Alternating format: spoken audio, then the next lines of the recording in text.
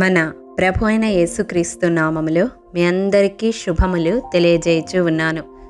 హెబ్రీలకు రాసిన పత్రిక 13వ అధ్యాయము 6వ వచనము. ప్రభువు నాకు సహాయుడు, నేను భయపడను. ప్రియ దైవజనమా, నూతన సంవత్సరములోనికి నూతన ఆనందోత్సాహాలతో ప్రవేశించిన మన హృదయాలలో ఎన్నో ప్రశ్నలు, ఎన్నో సందేహాలు ఈ సంవత్సరం యొక్క గమనము గురించి మన హృదయాలలో చెలరేగుతూ ఉన్నాయి. కానీ మనము తెలుసుకొనవలసినది, ప్రభువు మనకు సహాయుడుగా ఉన్నాడని. అవును, దేవుడు యెషయా గ్రంథము 41వ అధ్యాయము 10వ వచనములో వాగ్దానం చేస్తూ ఉన్నాడు, నీకు సహాయము చేయువాడను నేనే అని.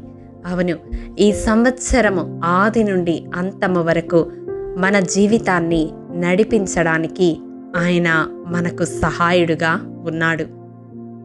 మన దైనందిన జీవితములో ఈ సంవత్సర కాలమంతా దేవుని సహాయము మనం పొందుకోవాలి అంటే మనం చేయవలసినది ఏమిటో తెలుసా? హెబ్రీలకు రాసిన పత్రిక 4వ అధ్యాయము 16వ వచనం ప్రకారం ఆయన కృపాసనము చెంత మొరపెట్టేవారముగా ఉండాలి.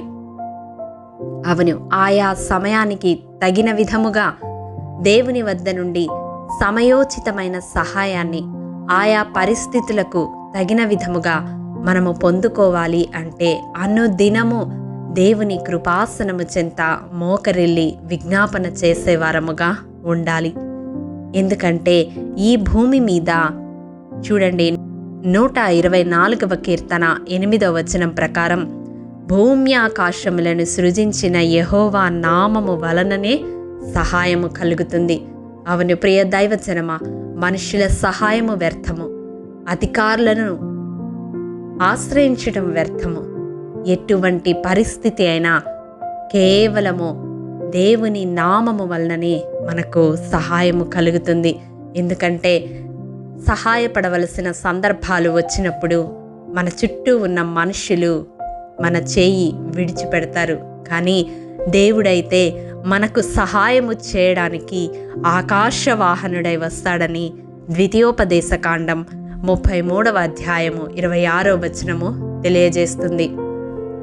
ఆకాశ మహాకాశములు పట్టజాలని దేవుడు అత్యున్నత సింహాసనం మీద ఆసీనుడై నిత్యము దేవాది దూతల చేత కొనియాడబడుచున్న దేవుడు, నీవు ఆయన నామము పేరట మొరపెట్టగానే నీ సహాయము కొరకు ఆకాశవాహనుడై మేఘవాహనుడై దిగివస్తాడు.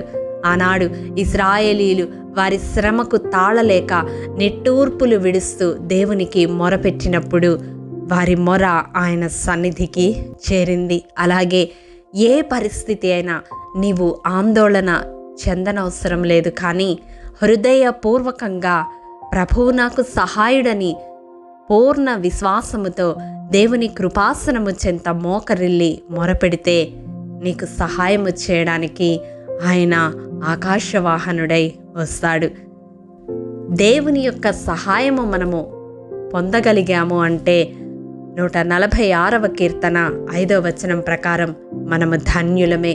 అవును, ఆశీర్వదించబడిన జనాంగముగా మనము దేవుని సహాయాన్ని పొందడానికి అర్హులమే. అవును, ఎవనికి యాకోబు దేవుడు సహాయుడగునో వాడు ధన్యుడని వాక్యము తెలియజేస్తూ ఉంది. ఆయన సహాయము చేస్తే ఎటువంటి స్థితిగతిలో మనమున్నప్పటికీ ఆదరించబడతాము. 86వ కీర్తన 17వ వచనము మనకు అదే తెలియజేస్తుంది. మనుషులెవ్వరూ ఈ సంవత్సరాంతము వరకు నీవు ఎటువంటి పరిస్థితి ఎదుర్కొన్నా నేను నీతో ఉంటాను అని అభయము ఇవ్వలేరు. కానీ ఈ దినం దేవుడు ఈ వాగ్దానము ద్వారా నీతో మాట్లాడుతూ ఉన్నాడు.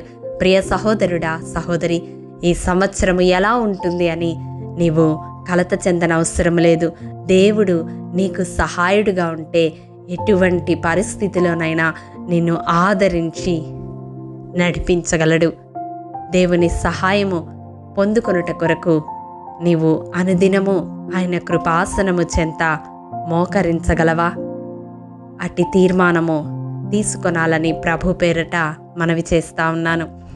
ప్రేమ నమ్మకము కలిగిన మా ప్రియ పరలోకపు తండ్రి, నీ పరిశుద్ధ పాదములకు వందనములు. దేవా, విత్తబడిన వాక్యమును ప్రతి హృదయములో నూరంతలుగా ఫలింపచేయండి.